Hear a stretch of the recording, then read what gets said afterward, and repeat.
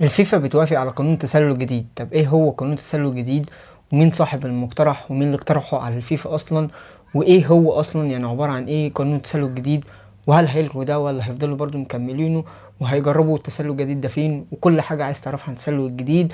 بس قبل ما نبدأ الفيديو شباب لسه مش اشتراك، انزل اعمل اشتراك وفعل زر الجرس عشان يوصلك كل جديد.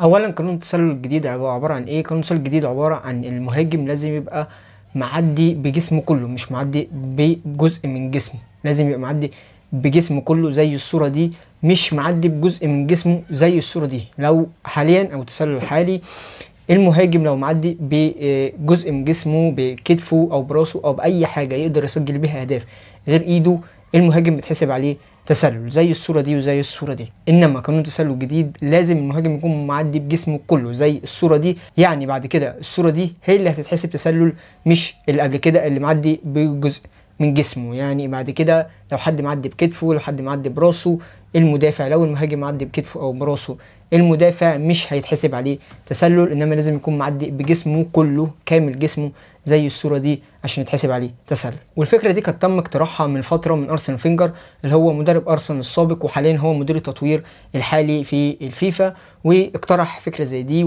والفيفا لسه موافق عليها من كام ساعة بس، وهيبدأوا يجربوها في هولندا والسويد وايطاليا تجربه كده، هتشوف هتنجح ولا لا. ولو نجحت هيعمموها في كل دوريات العالم وهتبقى اجباري، لو ما نجحتش هيفضلوا على نفس التسلل الحالي. وبس شباب نكون خلصنا الفيديو بتاعنا النهارده. متنساش تعمل اشتراك، انزل اعمل اشتراك وفعل زر الجرس عشان يوصلك كل جديد، وقول لي ايه رايك في الفيديو في الكومنت، وقول لي ايه رايك في حوار التسلل الجديد ده هيبقى احسن ولا التسلل الحالي احسن. والسلام.